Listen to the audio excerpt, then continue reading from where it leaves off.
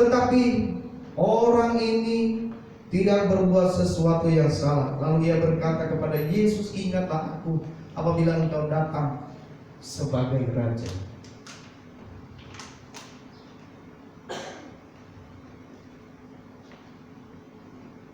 Bapak Ibu Saudaraku yang terkasih,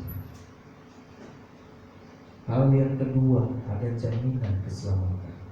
Ini terbukti bagi pendosa. Saya sangat tertarik dengan ini, saudara. Kenapa dia sampai bisa mendapatkan pertama pengampunan, yang kedua adalah jaminan keselamatan. Ya. Kenapa ia sampai begitu berkenan kepada Tuhan? Sementara orang banyak, saudaraku yang terkasih, mengejek dan mengolok-olok Yesus. Bahkan teman seperjuangannya, penjahat. Mereka ini sama-sama penjahat.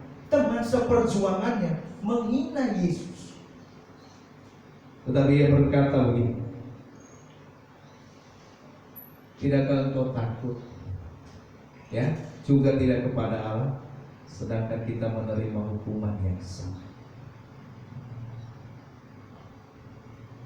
Ada rasa takut, saudaraku yang terkasih, di dalam nama Tuhan kita Yesus Kristus. Kebanyakan orang yang berdosa, saudara, orang yang berdosa, orang yang bersalah, orang yang munafik, orang fasik itu, saudaraku, mata hatinya untuk takut kepada Allah itu tertutup. Kenapa saya mau sampaikan begitu? Ada dua perbandingan di sini. Orang jahat ini sama-sama jahat. Orang jahat yang pertama, dia berkata, seorang penjahat yang digantung itu memuja dia, katanya, bukankah engkau adalah Kristus? Selamatkanlah dirimu dan kami. Saudaraku yang terkasih, dia tidak lihat di dalam penderitaannya, bukan ia mendekat kepada Tuhan, tetapi malah ia menghujat daripada Tuhan. Kalau Tuhan memang itu Tuhan, semua bebaskan saya sekarang juga. Kalau engkau benar-benar Tuhan, yang menantang Tuhan dalam hal ini. Dan ini orang tidak akan pernah bertobat, meskipun di dalam penderitaan sekalipun dia tidak bertobat. Ya, semakin menderita ia semakin jahat, saudaraku yang terkasih dalam nama Tuhan. Harusnya di dalam penderitaan ia ini merenung apa yang sedang terjadi, apa yang sedang dia alami. Tetapi justru di dalam penderitaan ini dia semakin ganas.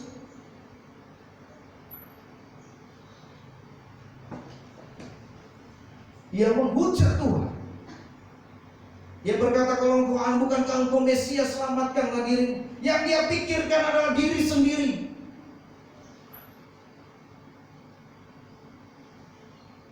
Karena yang dia pikirkan adalah kalau dia selamat dari sini, dia baru berbuat jahat lagi. Karena rumah si anu belum saya rampok.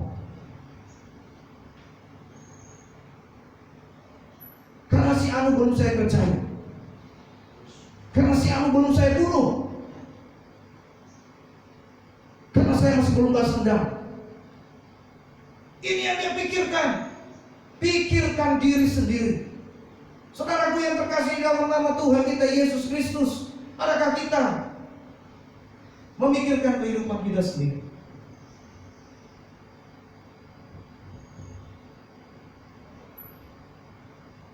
Ini sama-sama penjahat. Tetapi kita mau lihat contoh dari penjahat yang lainnya. Dia berkata, tidakkah engkau takut?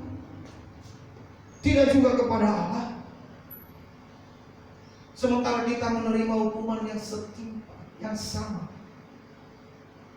Kata takut di sini, saudaraku yang terkasih dalam nama Tuhan, yang berkata, tidakkah engkau takut akan Allah? Wah, ini penjahat luar biasa, ya. Dosen kami pernah berkata bahwa penjahat ini luar biasa.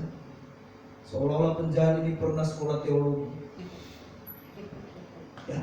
Pernah sekolah Alkitab dia, ya. Tapi salah jalan aja, ya. Jadi penjahat. Karena dia berkata, wah, tidakkah engkau takut akan Allah? Ternyata dia sendiri takut dengan Tuhan. Kenapa? Oh, dia tahu bahwa Yesus tidak berbuat bersalah, mungkin hari-harinya dia lihat, dia dengar siapa itu Yesus. Dia sering ikutin itu Yesus. Mungkin pada waktu diberi makan 5.000 orang, dia juga di situ turut menikmati. Ya. Saudaraku yang terkasih di dalam nama Tuhan, yang pada akhirnya dia berkata, tidakkah engkau takut? Jadi saudaraku yang terkasih dalam nama Tuhan, takutlah akan Tuhan. Yang kedua, dia berkata imannya naik, saudaraku yang terkasih dalam nama Tuhan. Iman yang pertama dia katakan, jangan bukti dan engkau takut. Artinya apa? Dia memiliki rasa hati ya. Mungkin dia berkata, ini orang kalau kita jahatin bawa bahaya. Ya. Mendingan mendekat aja lah, meskipun dia menderita. Tapi dia tahu Yesus bisa. Tidakkah engkau takut akan aku? Yang kedua, saudaraku yang terkasih dalam nama Tuhan, ada pengakuan yang terjadi baginya. Ini yang dikatakan ya hamba-hamba Tuhan, pertobatan yang spontanitas, pertobatan di masa-masa yang sulit. Karena tidak semua orang mendapat kesempatan yang sama. Jangan berpikir nanti aja kalau udah mau mati saya mau tobat Tuhan. Ya. Karena tidak semua orang mendapatkan hal yang sama. Ya. Tidak semua orang mendapatkan kesempatan yang sama. Belum sempat bertobat sudah mati. Ya. Jadi kalau mau bertobat dari sekarang. Amin. Ada satu pengakuan meningkat, saudara. Penderitaan membuat dia mengakui setiap kesalahannya. Dia berkata begini, kita memang selayaknya dihukum sebab kita menerima balasan yang setimpal dengan perbuatan kita. Ia mengakui bahwa ia adalah orang yang jahat, orang yang tidak sepantasnya. Saudaraku yang terkasih dalam nama Tuhan, ini yang saya mau katakan, bahwa kadang-kadang orang tidak mengakui hal itu. Disinilah kadang-kadang kita salah, kerendahan hati kita salah. Ya, kita tidak pernah mengakui. Kita mengakui bahwa kita ini adalah orang yang benar, orang yang lain.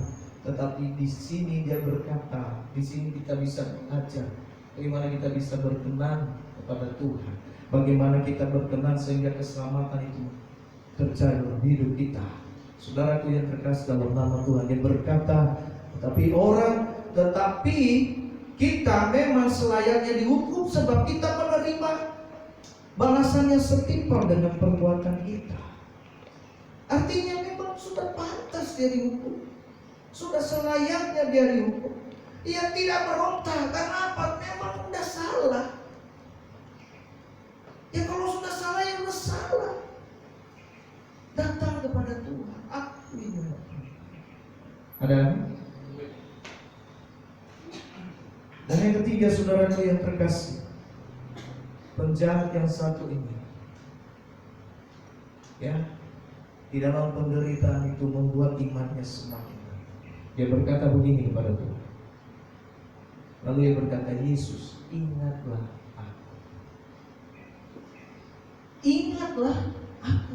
Dia gak berkata begini, Yesus, kalau kamu selamatin kita ya. Kalau kau selamat, aku juga selamat ya. Enggak. Tapi dia hanya berkata, ingatlah aku. Kalau ingat ini, coba kalau saya bilang sama Daniel misalnya, ingatlah aku Daniel. Kadang-kadang ingat, kadang-kadang lupa dia. Ya. Tapi saudaraku yang terkasih dalam nama Tuhan, dia tidak berpikir lagi bahwa apakah nanti Yesus akan melupakan dia. Tapi dia hanya berkata, ingatlah aku apabila engkau datang sebagai Raja. Kapan itu? Tidak tahu. Tapi dia berkata, dengan iman dia berkata, ingatlah aku Tuhan.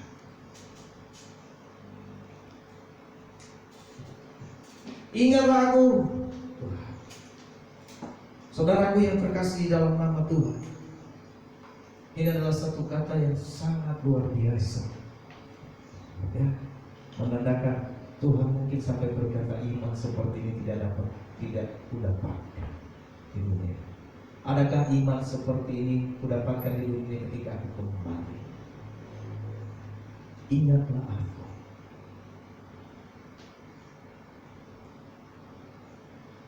Dia tidak meminta keselamatan, dia tidak meminta supaya dia dilepas, tapi dia hanya meminta, ingatlah aku.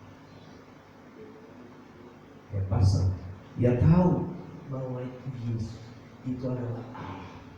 Maka saudaraku yang terkasih dalam nama Tuhan, ya, hak istimewa diberikan kepadanya.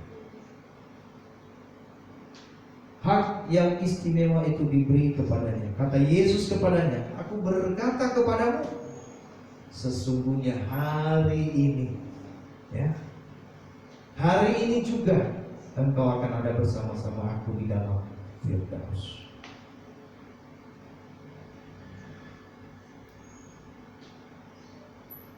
Hak istimewa diberi, jaminan keselamatan diberi. Orang yang bertobat diberi. Jadi saudaraku yang terkasih dalam nama Tuhan, hari ini kita belajar kebenaran firman Tuhan. Dua hal melalui penderitaan daripada Kristus Yesus. Kita belajar di tengah-tengah penderitaan ada penghiburan yang tidak terduga. Apa itu penghiburan yang tidak terduga? Pertama adalah adanya pengampunan. Pengampunan dosa bagi setiap kita yang berdosa. Kabar gembira, kabar sukacita bagi setiap kita orang yang berdosa kepada Tuhan. Yang mungkin berkata, oh aku ini sudah banyak dosa, aku tidak bertobat. Tunggu saya bertobat kalau nanti saya sudah benar, kalau hidup saya sudah benar. Tapi kabar sukacita buat kita hari ini saudaraku, di dalam kematian Kristus ada berita sukacita, yaitu pengampunan dosa. Engkau diampuni Tuhan, meskipun dosamu merah seperti kirmis,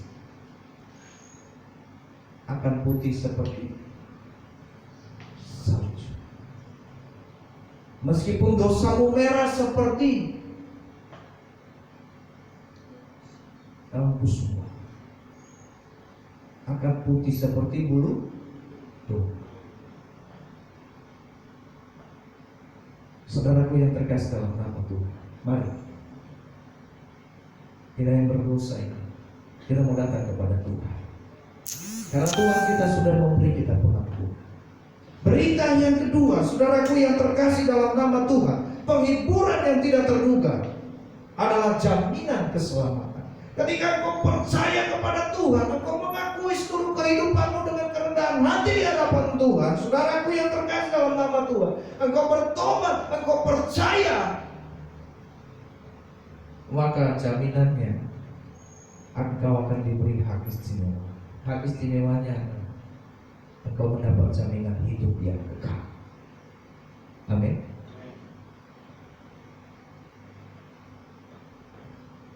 Maka dari itu, saudaraku yang terkasih dalam nama Tuhan, melalui Jumat Agung pada saat ini yang kita peringati, ada dua hal yang kita pelajari. Pertama, bahwa Tuhan memberi kita pengampunan. Kedua, Tuhan memberi kita jaminan keselamatan.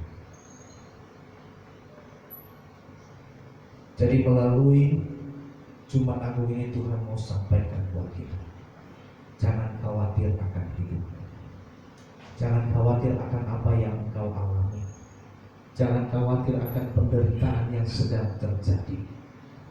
Jangan khawatir, karena di atas kayu salib Tuhan katakan sudah selesai. Artinya apa yang kita alami saat ini, saudaraku yang terkasih, harusnya membuat kita bertobat, membuat kita dekat dengan Tuhan. Maka kita semua pasti akan diberkati oleh Tuhan. Haleluya, haleluya, puji nama Tuhan. Dalam firman Tuhan ini menjadi kekuatan buat setiap kita. Mari saudaraku yang terkasih dalam nama Tuhan, saat ini juga kita mempersiapkan hati dan pikiran kita untuk mengikuti perjamuan kudus. Bagi saudara-saudaraku yang saat ini sedang live, saya juga memberi kesempatan bagi kita mempersiapkan roti dan anggur yang sudah dibagi-bagi, dan mari mengikuti perjamuan kudus ini dengan penuh hikmat di hadapan Tuhan. Satu dalam roh.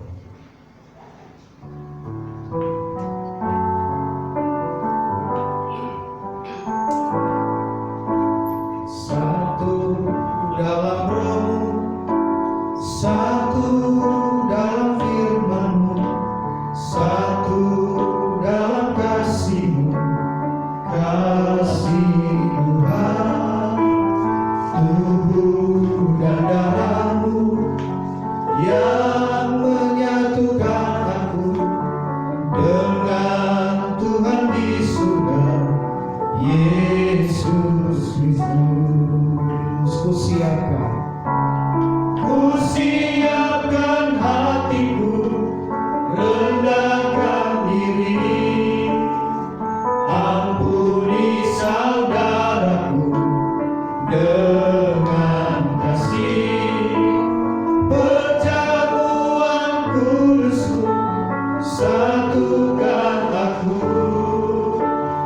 dengan Tuhan di surga, Yesus Kristus.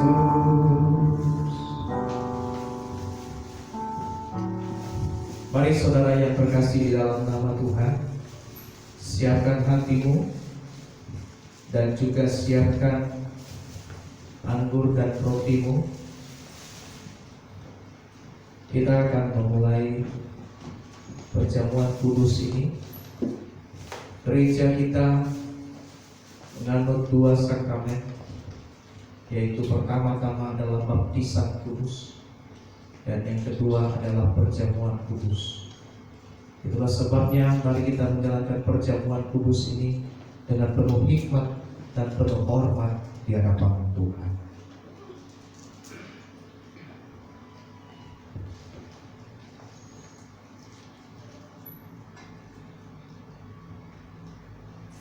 Sebelumnya mari kita berdoa. Bapa di dalam surga, terima kasih ya Tuhan. Kami berdoa bersyukur kepada Engkau jikalau Tuhan Allah yang luar biasa itu rela mati bagi kami, rela menderita bagi setiap kami. Di dalam penderitaan-Mu ya Tuhan, di dalam kematian Tuhan di atas kayu salib, di tengah-tengah penderitaan yang sedang terjadi atas diri, kami menerima pengampunan, berita sukacita yang luar biasa, bahwa setiap kami menerima pengampunan yang luar biasa. Dan kedua ya Tuhan, melalui kebenaran firman-Mu kami diajar bahwa kami menerima jaminan keselamatan. Terima kasih Bapa. Kami berdoa pada saat ini juga, di mana kami mengingat Tuhan Yesus, perjamuan malam yang Engkau lakukan bersama dengan para murid-murid. Tuhan, demikian pada saat ini kami mau makan sehidangan dengan Engkau. Biarlah Tuhan pada saat ini juga ya Tuhan, kami memohonkan berkat-Mu turun atas perjamuan ini. Engkau memberkati anggur dan roti yang ada pada kami pada saat ini, sehingga Tuhan Yesus ini menjadi berkat bagi setiap kami. Terima kasih Bapa, kami serahkan ke dalam tangan-Mu. Memberkati ya Tuhan, saat ini hamba-Mu yang menjalankan. Biarlah Tuhan juga memberkati rumah tangga, memberkati pekerjaan, dan memberkati pelayanan. Terima kasih, di dalam nama Yesus kami berdoa dan mengucap syukur. Amin.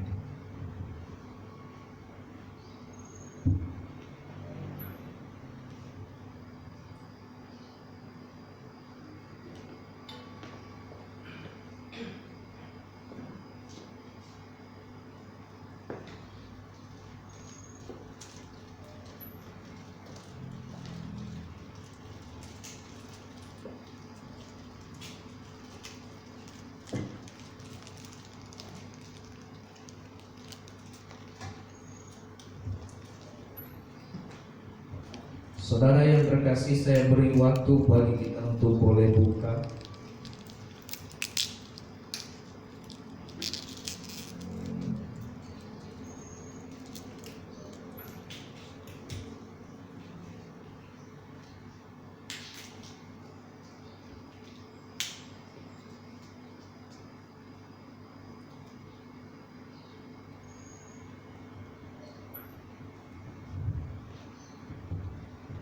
Kalau sudah, kita dengarkan firman Tuhan.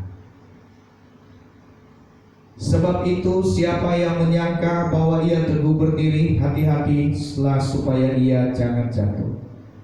Pencobaan-pencobaan yang kamu alami ialah pencobaan-pencobaan biasa yang tidak melebihi kekuatan manusia. Sebab Allah setia dan karena itu Ia tidak akan membiarkan kamu dicobai melampaui kekuatanmu. Pada waktu kamu dicobai, Ia akan memberikan kepadamu jalan keluar sehingga kamu dapat menanggungnya. Karena itu, saudara-saudaraku yang terkasih, jauhilah penyembahan berhala. Aku berbicara kepadamu sebagai orang-orang yang bijaksana. Pertimbangkanlah sendiri apa yang aku katakan. Bukankah cawan pengucapan syukur yang atasnya kita ucapkan syukur adalah persekutuan dengan darah Kristus? Amin. Bukankah roti yang kita pecah-pecahkan adalah persekutuan dengan tubuh Kristus? Amin. Karena roti adalah satu, maka kita sekalipun banyak adalah satu tubuh. Karena kita semua mendapat bagian dalam roti yang satu itu. Saudara yang terkasih dalam nama Tuhan, angkatlah rotimu lebih tinggi di atas kepalamu. Dengan iman percayalah kepada Tuhan. Sebab apa yang telah aku teruskan kepadamu telah aku terima dari Tuhan, yaitu bahwa Tuhan Yesus pada malam waktu Ia diserahkan mengambil roti, dan sesudah itu Ia mengucap syukur atasnya. Ia memecah-mecahkannya dan berkata, "Inilah tubuhku yang diserahkan bagi kamu. Perbuatlah ini menjadi peringatan akan aku." Mari kita makan dalam nama Yesus.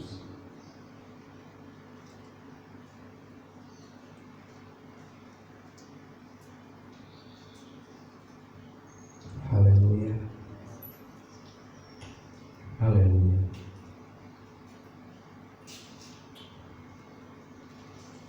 Saudaraku yang terkasih di dalam nama Tuhan, mari angkatlah cawanmu lebih tinggi di atas kepalamu. Dengan iman percayalah kepada Tuhan.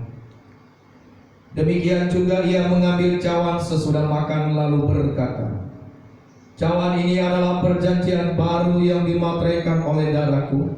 Perbuatlah ini setiap kali kamu meminumnya menjadi peringatan akan aku. Sebab setiap kali kamu makan roti ini dan minum cawan ini, kamu memberitakan kematian Tuhan sampai Ia datang." Mari kita minum dalam nama Yesus.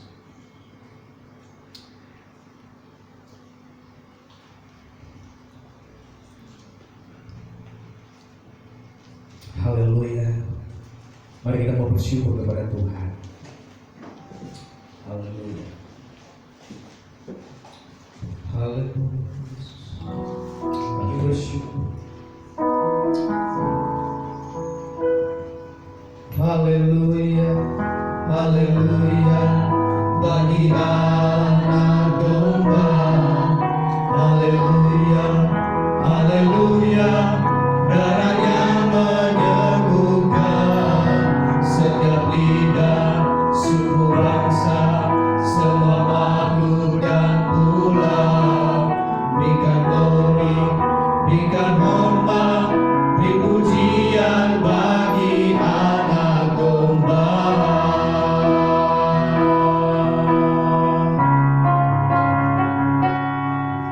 Haleluya, haleluya.